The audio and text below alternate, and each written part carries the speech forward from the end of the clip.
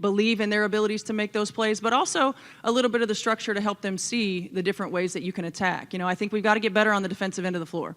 Certainly, we don't have to make leaps and bounds and go from wherever we are to the top, right? But we've got to continue to get better. We've got to make sure on the days that shots aren't falling that we're able to position ourselves to win ball games. And, I was never a player who played defense. Dunn can attest to that.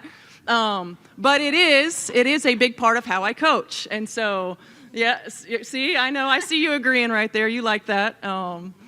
But it is a big part of how I coach, and it's an important piece of us positioning ourselves to win ball games. And so, we'll attack that as well, and we'll continue to get better on that end of the floor. But more than anything, we want to continue to be exactly what they are: a fun, fast-paced, up-tempo style of play.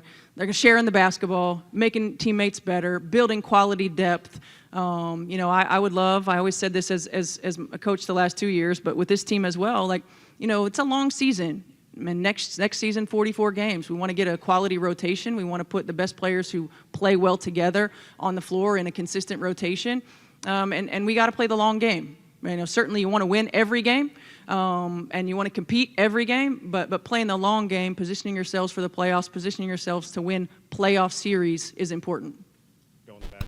When the lights come alive and the music fills the night, we'll dance till the dawn, everything will feel just right. Your heart beats with mine through the rhythm and the time.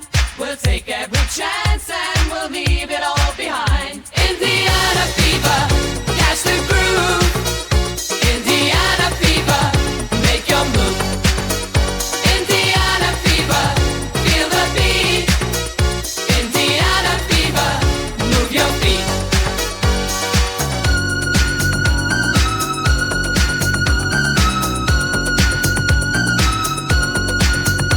In the city so bright under neon flashing lights, we'll lose track of time as we're holding each other tight.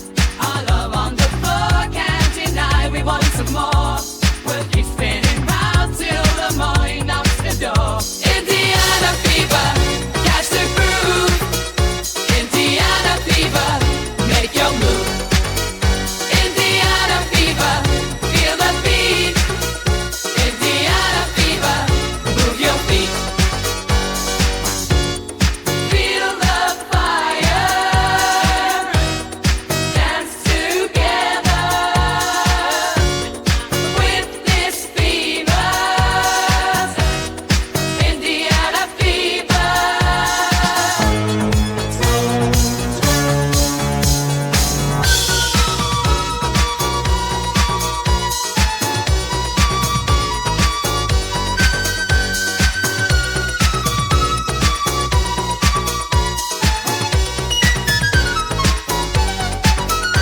Indiana fever, catch the groove. Indiana fever, make your move. Indiana fever, feel the beat. Indiana fever, move your feet.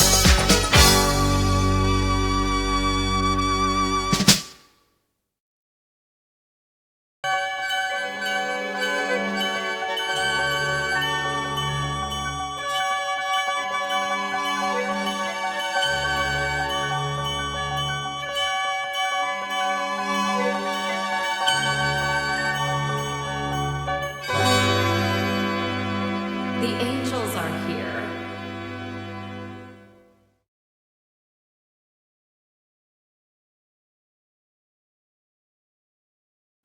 Hey there guys, there's a way for you to support the channel through donations, as you can donate a few different ways here, as you guys can donate through Cash App. My Cash App tag is $Sack Exchange. You can donate straight through PayPal. The link is in the description box to donate through PayPal. So just go into the description box, click on that link, and it'll take you straight to my donation page there. Or you can do the super thanks right here on YouTube as well to donate, as we have 5 donators since I've been collecting donations. The most recent one was from Malcolm McSwain, who donated $20 through PayPal. I just want to thank him very much, and I want to thank the rest of you guys who have donated already or plan to donate in the future. I just want to thank you guys in advance. Now let's get to the video, guys. Thank you very much. What up, y'all? This your boy Ace here, and welcome to Aces Angels, y'all. So Stephanie White had her introductory press conference today, and it was also an introductory press conference for new GM Amber Cox. So this is really the first time since Amber has been hired as GM that we really saw her formally being introduced to the Indiana Fever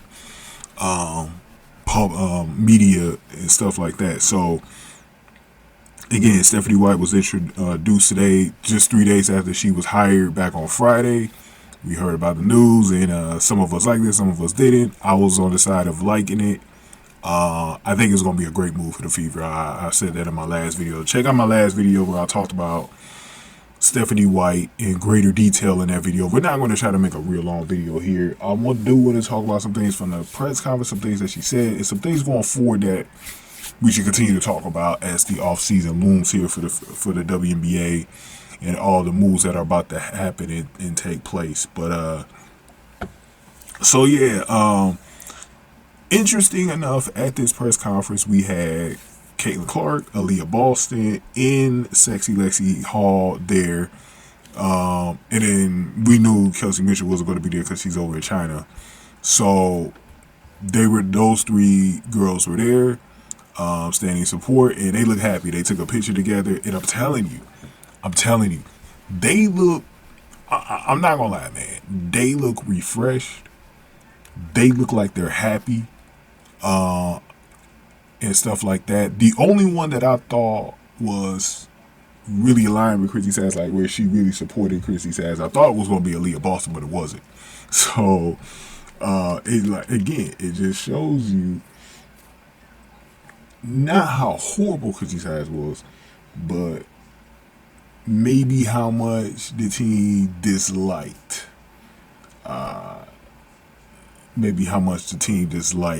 Chrissy Sass here. But in continuing forward in our conversation here, I thought that picture that I saw there, that was the real core three. That was the real core three. I've been saying this since August. I've been saying Caitlin Clark, Aliyah Boston, Lexie Hall. That is your core three. That is your real core three. And I think, in my opinion, Lexie is in that core just because of the fact that not only is because she's a starter, but I think she's going to be even improved. And so that's why I want to talk about this press conference. Before we get back into that, let's get to like some of the stuff that I noticed from the press conference. So we had Kelly Crosspaw introducing everybody, and Kelly Crosskoff really talking about, you know, the past and stuff like that. Because one thing that I noticed from this press conference as well, guys, is that Stephanie White and Kelly, they seem to be family. This looked like family. Stephanie, was it Stephanie White or Amber Cox? No, Amber Cox, the one that acknowledged Lynn Dunn. Lynn Dunn was there too in the crowd. And it seemed like it was a reunion because, remember, Stephanie White was there in the 2000s, and then when she came back to be an assistant coach when they won the championship in 2012 with Tamika Catchings and all of that, Kelly Crosskoff was the one that built that team. So it seems like this was a bit of a family reunion type thing. Like Stephanie really was coming home, bro. And that's why I said this is probably the best fit. You know, when you look at it, this really was the best fit for Stephanie White wherever she was going to go. She has history here, and I think she's got unfinished history here. She wants to be a head coach this time and win the championship. Bring the championship back. And Stephanie White knows what it means to win a championship here because she was on that coaching staff. So that's another interesting thing as well, is that there's championship pedigree from Stephanie White on the coaching side. So that's interesting as well to me, is that you got somebody here that knows what it takes to win a championship in the state of Indiana, right? So that's going to be really important to kind of cling on to when you're talking about the makeup and build of this team. I just really like the way Kelly and Amber didn't waste any time. I know some people are kind of trying to do this whole guilt trip thing and the way they fired Chrissy Sass and all this other stuff. And I'm like, look, this is a business, man.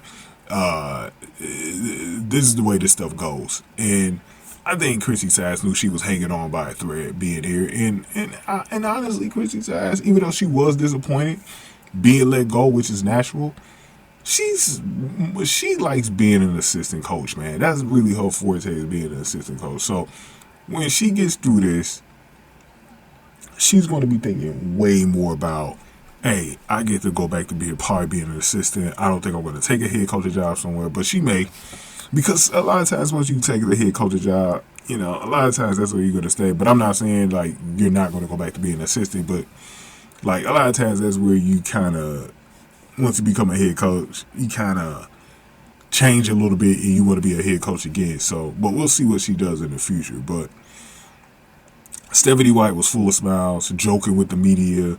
She seemed to know some of the people in the media crowd. So that's what I was saying too. It just looked like Stephanie is back home. Like, I don't think that many people were new to her coming back.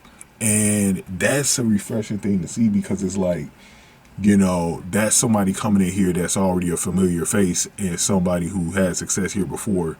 Not as a head coach, but, actually, yeah, because she went to the playoffs back-to-back years. But she just didn't win the championship. But she was also an assistant coach when they won the championship, like I said before. And they were joking and stuff like that. Her and Kelly, they had this rapport. And I think relationships are very important. It's obviously one of the bigger reasons why Stephanie got this particular job. And the most important thing is how the players feel. And I saw the top 3 players on this team, and Caitlin Clark, Aliyah Boston, and Lexie Hall, being very happy about who is in charge as head coach now. So I think this is going to be great, and stuff like that. And the thing that I also picked up in the interview, and I also watched the other interview that she did with one of the Indiana Fever members here. I think I forgot who the guy was. I forgot who the guy was, but he did it. It's on the Indiana Fever channel if you want to watch the whole interview. But she also talked about defense, right? She talked about, okay, as a player, I really wasn't a good defensive player. She joked with herself about that. That was pretty funny. But she talked about defense, right? But she also talked about how she's not changing the fast-paced offense. She welcomes that fast-paced offense. And I believe what she's going to do is she's going to leave that fast-paced offense alone. She's going to let it do its thing. She's going to put her own wrinkles in there. But she's going to let it do it. She's going to let that thing do its thing. And then what she's going to do is she's just going to try to improve the team as much as possible, especially on the defense and stuff like that. And when I thought about Lexie Hall, I thought about Lexie Hall the most, right? Because I thought about, the reason why I thought about Lexie, because I said, I think she's going to take Lexie from here to way up here as a player. This is why I'm saying the really good thing about Lexie Hall, she's only 25, so she's got a long ways to go in her development. She's just going to be in her 4th year in the league next year.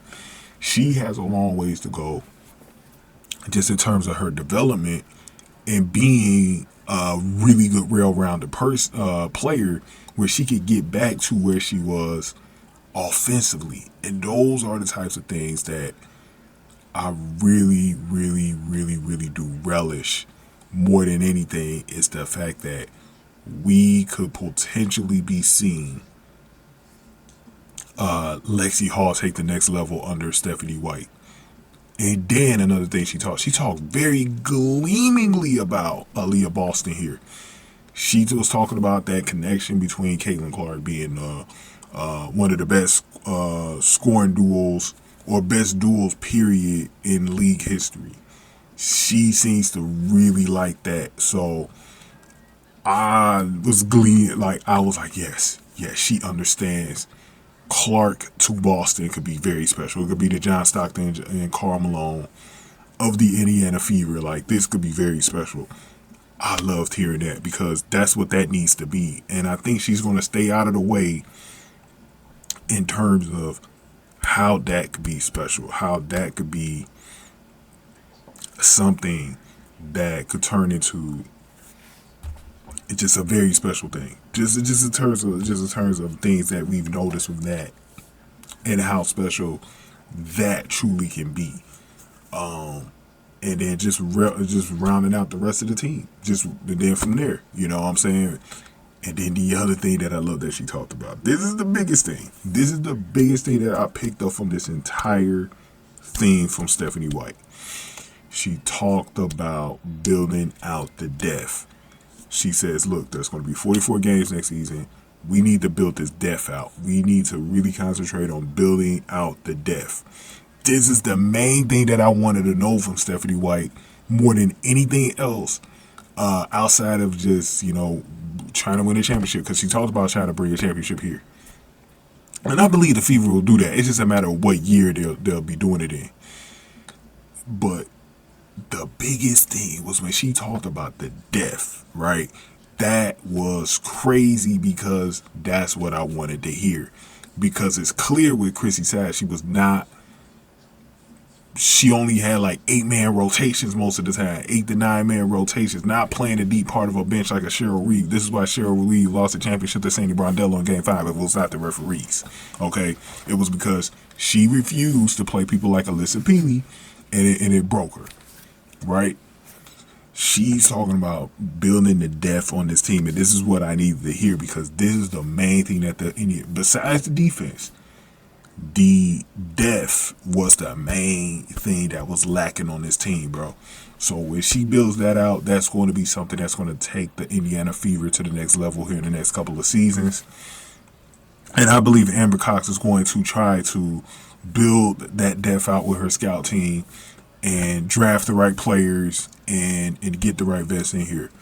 That was the biggest thing that I wanted to hear from Stephanie White, because she understands there's going to be a lot of games this season. Girls are going to need their rest. We need to have depth and going forward. That's how she beat us, you know, in the playoffs this year. She had the defense and she had the depth. Those are the two key ingredients. And when you have that, you can go a long way, man. You could go a long way. So I loved hearing that from Stephanie. And Stephanie just gets it. When I heard her mention that, I was like, yeah, we got the right coach. We got the right coach, man. So this is a wonderful press conference. I love seeing it. The energy was so positive that's what I took the most away from, is how positive the energy was from the media to the three ladies up there in the front office. I mean, the two ladies, Kelly Crosskoff and Amber Cox, and then down to Stephanie White. And it was just good vibes. Good vibes. That's what you want. You want to hear some of those things, and it was just good vibes, man. Now, let's address the elephant in the room. Well, technically in this situation, really not on the room. But the reason why, I think some people were making a big deal out of this, but I was like, dude, Kelsey Mitchell's not there because she's in China, obviously. But my whole thing was this, okay? And Stephanie White brought up Kelsey Mitchell. She brought her up in that after the interview. So it wasn't like it was something where she just completely ignored her or anything like that. They were specifically talking about who was in the room, so for that situation. So again, let's get to it.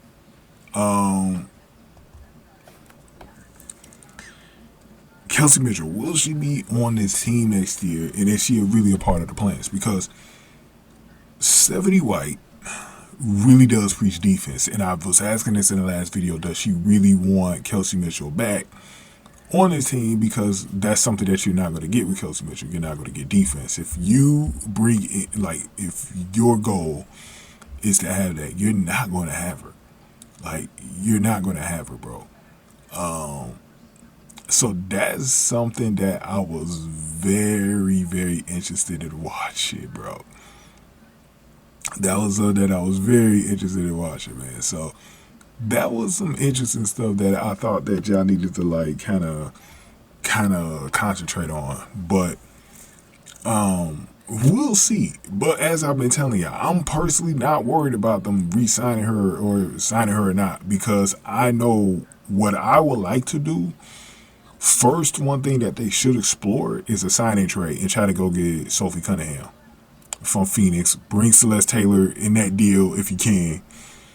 Celeste Taylor, Sophie Cunningham. Sophie Cunningham directly replaces Mitchell, and then you can still draft your guards, whether it's Sony Cintron or Lucy Olsen. And I'm going to start watching these college games because that girl from Utah, I'm going to go watch her game after I get off of here with y'all. I'm going to be watching her game because she's another guard that I got on my list right now. So we're going to be watching her in a little bit. Because Sony Cintron did not play today, so I got time to watch another game. But yeah, this is going to be very interesting. And what forwards do you trade Alyssa Smith for? Do you make that trade? Do you make a trade with Minnesota to go get Dorka Huas, Alana Smith, or Alyssa Peely? Do you make that move, or do you trade Alyssa Smith to go get Sophie Cunningham? So we'll see. And then if we bring Satou Sabali in here, we'll see. The play that I'm kind of thinking more about is Maddie Westbell from Notre Dame. I will probably just draft her instead of bringing in Satou Sabali. But Satou Sabali is, we need to replace Alyssa Smith with a capable starter, though. So these are things that we're thinking about. But yeah, man, I think it's going to be very interesting. I think overall we got the right coaching there in Stephanie White, and I'm ready to see what she's going to do next season. So we'll see how that goes, man. But we're going to talk a lot about this thing. I'm going to be making a video soon, probably before the expansion draft. So within the next month, I'm going to be making a video where we're going to put together a depth chart for the Fever. I'm going to do a simulated depth chart for the Fever, and we're going to see, in my vision, who should be on this team and what this bench should be looking like. So we're going to make that video sometime before December the 6th, so be on the lookout for it. And we'll talk more about these things that's going on in the off season, so make sure y'all keep it plugged in here and subscribe to the channel. But let me get y'all thoughts in the comment section below, and let's run this outro, y'all. And remember that I got a Patreon, bro, and we're going to be getting all of Caitlin Clark's second half games up on there. I don't have them up all yet, but we're going to be getting them up on the Patreon. If you go to the link, it'll have a direct location for all the games. And you can actually pay for the collection itself instead of subscribing to the Patreon. If you pay for that one time, you have access to those videos. But you better get them quick because I'm going to delete a lot of them. So you better get to it while you can, because I'm going to delete them before next season starts. Because I gotta have room for these college games too, man. And Patreon only lets you add so many videos. So make sure y'all go get them while you can, man. But also, if you want to donate to the channel, like I said, I got the Cash App $Sack Exchange for Cash App. For PayPal, I love getting PayPal the most. So if you got a PayPal, click that link in the description box. If you want to pay through Bitcoin, scan the QR code on the screen that you see right now. And then also, if you want to pay through YouTube, you can do that as well through the Super Thanks. And I thank anybody who donates in advance. And if you can't donate, you've been wanting to donate, but there is a way for you to support for free, man. Hit that like button, share the video, subscribe to the channel, y'all. Thank y'all for watching. Aces Angels.